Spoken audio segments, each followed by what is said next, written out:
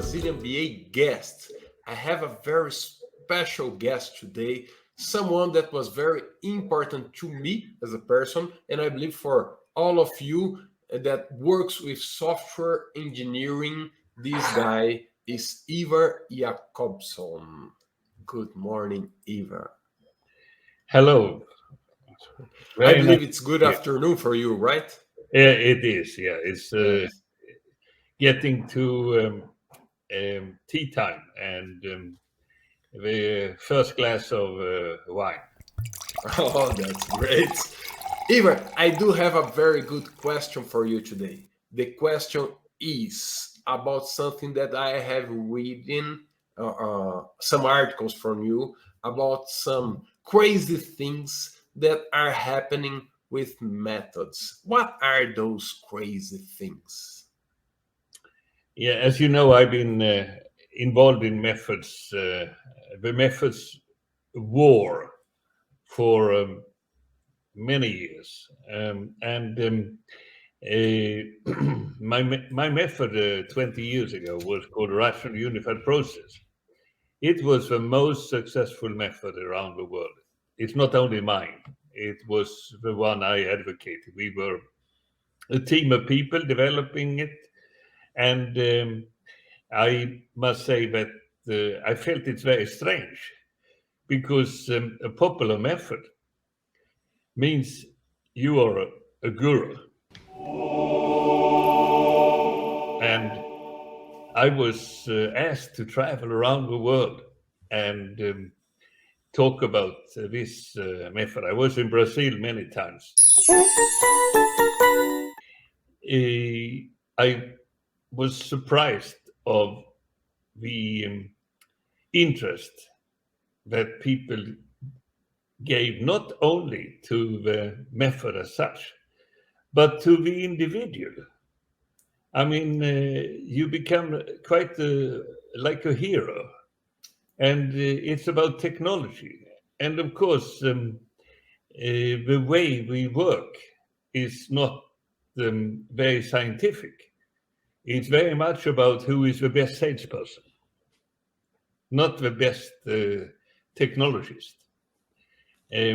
Success of a method is 80% marketing, and the technology needs to be okay, at least. And in our case, it was, of course, very good. But marketing is very important. I didn't like it. I felt this is, it was, of course, fun to be popular, but it's not the serious. So At that time, you were talking about the unified process, is that right? Yes. And UML. Yeah. Yeah. And right. UML was related to it. UML was more CU stuff because it's just about modeling, whereas a method is about anything. You know, it's about social things as well as technical things. Right. And when it comes to social things, it becomes very much more about great presentations and being able to sell ideas. It's marketing. It's still very important for methodology, but it became it went too far, and it still is like that. The most famous methods today are created by individuals who, if they're successful, become gurus, and anything they say will then be taken extremely seriously. And it's not possible that anyone can be an expert in everything. A method should cover, or usually covers, all the things you should do in an organization to develop something, software. And it's not possible that one individual can be an expert on anything. An individual can be an expert on one or two or three practices, but not an expert on all the things that needs to be done. And still, that is interesting. Said.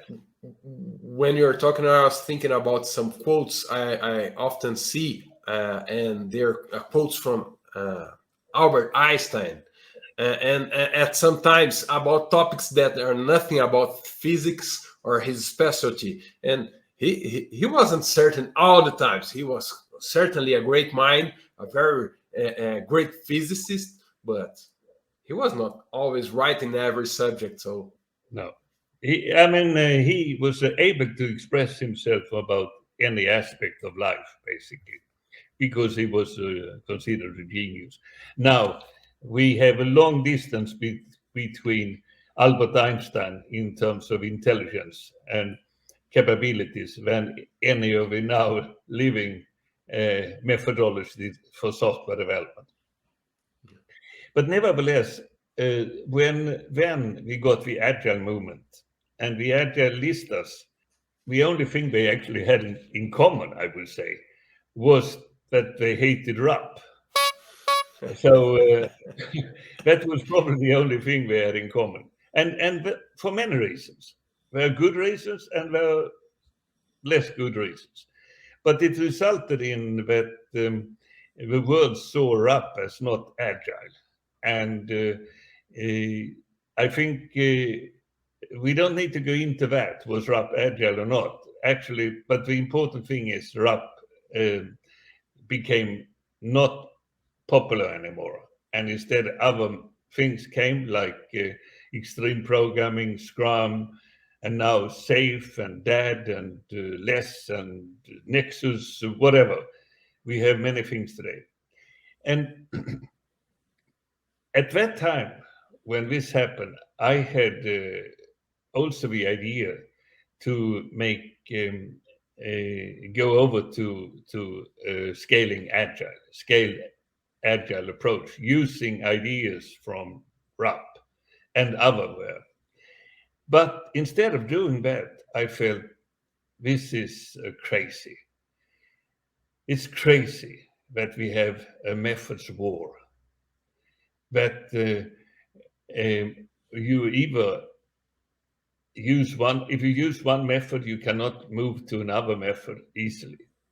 It's crazy that you cannot use practices developed for one method in another method easily.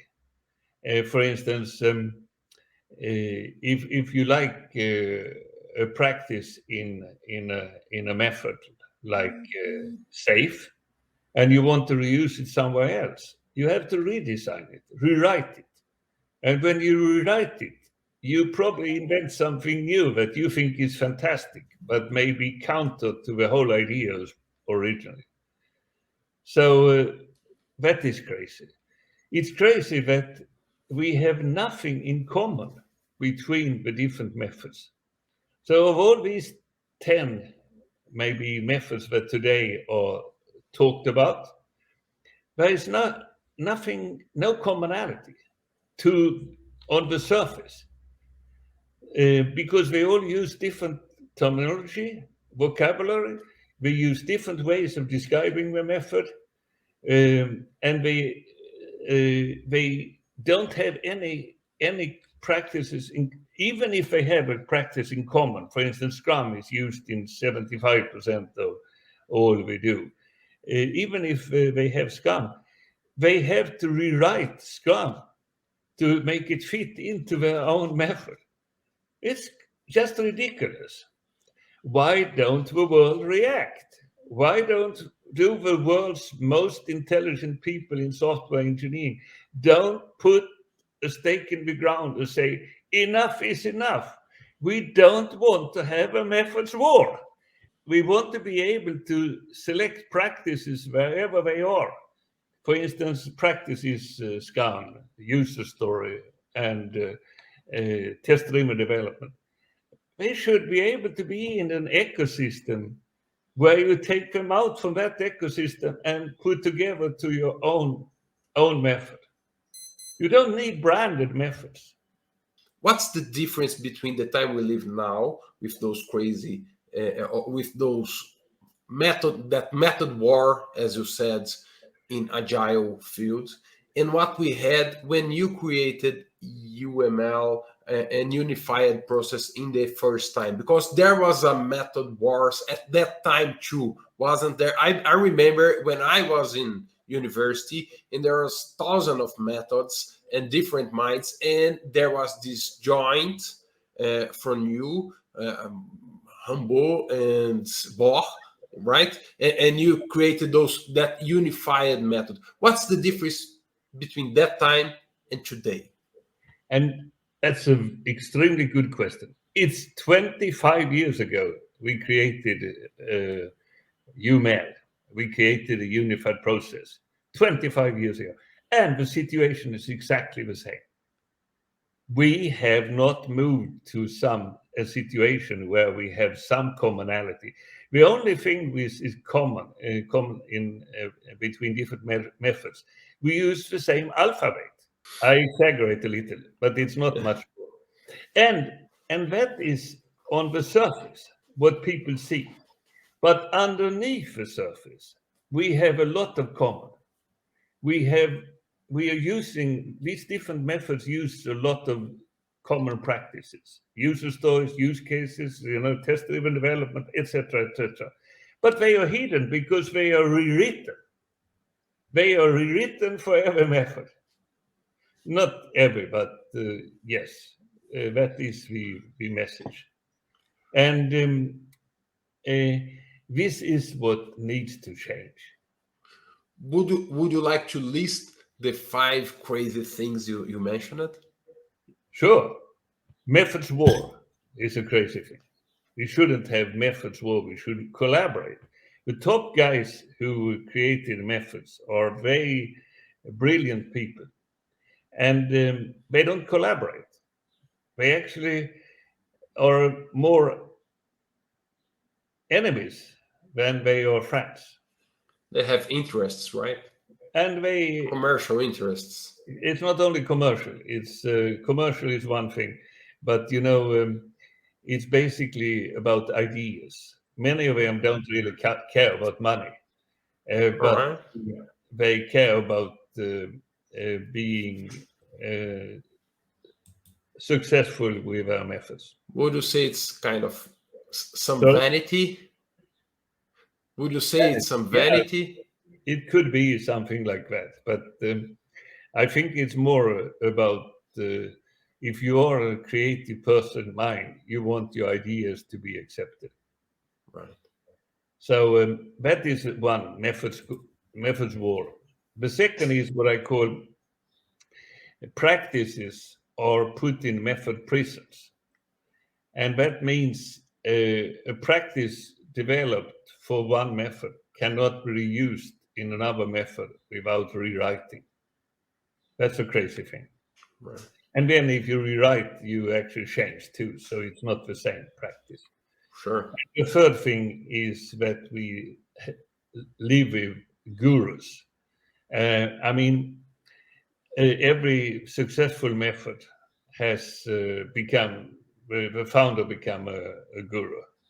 And guru status is something different from an expert status, because a guru is a methodology salesperson primarily, and whereas an expert is more professional, less salesperson, more showing what really is available. And these people could all be experts, but given the popularity of, they put it all together by taking ideas, practices from one another, and then they do it a little different. And some of them are very useful. I don't say that the result is not useful. I just think it should be widely used. If it's a good idea, it should be used widely, more widely. Sure. The fourth is the fact that we don't have a common ground that is explicit. You can point at, here is a common ground for all methods. Use this common ground to describe whatever you want to describe. And the fifth is less known, but and not really recognized. People don't even think about it as a problem. And that is that we spend a lot of time on learning methods. So we have someone who creates a method guru, and a team build up training classes, and they may even have coaching, a way of certification. Certification is very often a part of it all, and I'm not going to say anything bad about that, but sometimes you have a good laugh when you hear what's going on. But certification is one thing, and that gives money to many people, not only to the methodologist, the guru and his company, but also to people who belong to these three. It becomes a business, not just a method, right? Yeah. Yes. And so that is. But the problem is, if they don't give much support for moving from learning to delivery. So once you have learned and you start to do something, there is no real support for doing than to hire consultants that can help you to do that. And that is, there are not enough consultants to help the world. And most of them I remember I used to say, there are lots of people who can spell to RUP or UP, and then they go out and sell services. But these services are not really as valuable as the price they pay. So there are not enough consultants. And so we need to bridge this gap in another way than by using consultants. So I call it, this is the Achilles heel of method adoption. That needs to be bridged. Right. I saw some of her articles about that, and a call for the community to talk about those problems, those crazy things, and to try to find a solution for that as a community. Where can people find those articles, and where can people know more about the job that you are doing? So this is primarily articles I've written and published on LinkedIn. Yes, I will put the links here below this video, and so those that are seeing us right now can just click and go to that on LinkedIn and read those articles and participate on those discussions as well. Is that right, Ivar? Very huge discussions, lots of discussions, and there are close to thousands comments and on these articles, and not only my articles, but the consequences of it. There is actually a group on LinkedIn called the Crazy Things Group, where people can participate and develop their own ideas. I already joined the group, and it's a pleasure to be here. And it was a pleasure to have you here today, Ivar. Thank you so much. Thank you. Thank you.